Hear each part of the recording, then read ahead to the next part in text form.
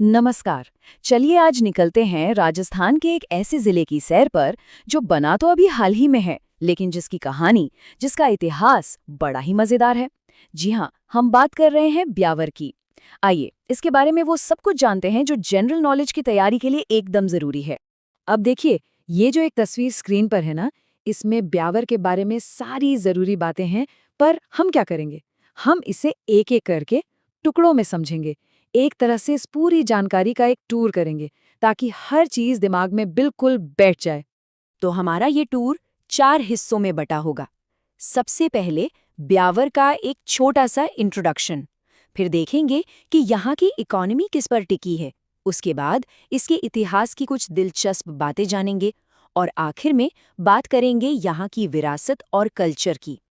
तो चलिए शुरू करते हैं पहले हिस्से से, ब्यावर का परिचय। सबसे पहले तो ये समझना होगा कि आखिर ये राजस्थान के नक्शे पे है कहाँ, क्योंकि वहीं से तो इसकी पूरी कहानी की शुरुआत होती है। ब्यावर कह सकते हैं राजस्थान के बिल्कुल बीचों बीच बसा है, और इसके चारों तरफ हैं अरावली की खूबसूरत पहाड़ियाँ।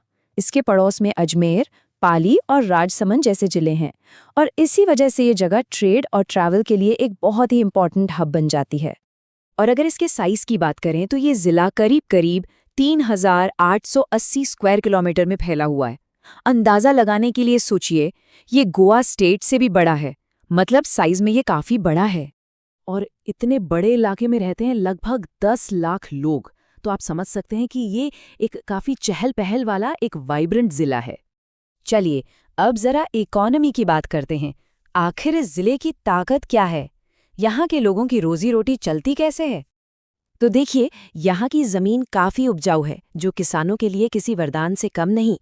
यहाँ के खेतों में आपको गेहूं, सरसों, मक्का और ज्वार की फसलें खूब दिखेंगी। ये फसलें न सिर्फ लोकल ज़रूरतें पूरी करती हैं, बल्कि इकोनॉमी को भी एक सॉलिड बेस देती हैं। और मज़े की बात यह है कि यहाँ की खेती और इंडस्ट्री दोनों एक दूसरे से जुड़ी हुई हैं।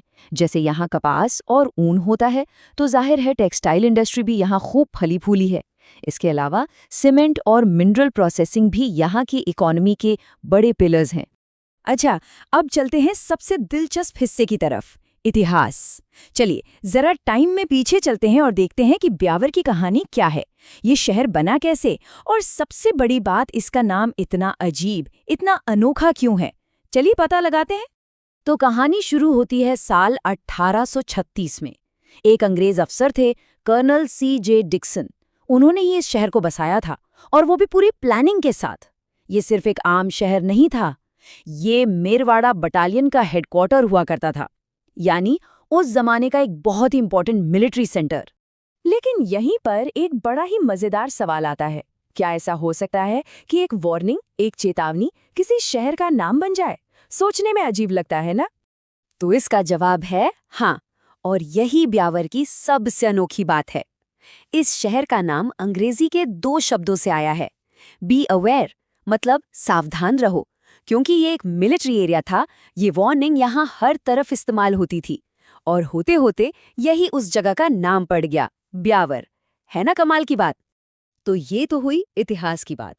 अब देखते हैं कि ये अनोखा इतिहास आज ब्यावर के कल्चर और हेरिटेज में किस तरह से जिंदा है। अगर आप ब्यावर घूमेंगे तो इसका कल्चर आपको इसकी इमारतों में दिखेगा। एक तरफ आपको महादेव मंदिर और जैन मंदिर जैसे धार्मिक स्थल मिलेंगे, तो दूसरी तरफ चांग गेट और इसका जो पुराना शहर है, वो इसकी हिस्ट्री और आर्किटेक्चर की कहानी सुनाता है। लेकिन कल्चर सिर्फ इमारतों में नहीं होता है ना? ब्यावर का जिक्र हो और बादशाही मेले की बात ना हो, ऐसा हो ही नहीं सकता। और हाँ, यहाँ की तिल पपड़ी, ये दोनों चीजें ब्यावर की असली पहचान है।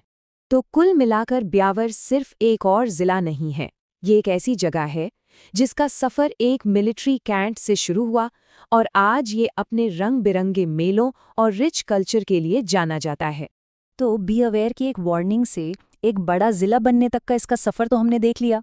अब सवाल ये है कि ब्यावर की कहानी का अगला चैप्टर क्या होगा, इसका भविष्य इसे कहाँ ले जाएगा। सोचने वाली बात है।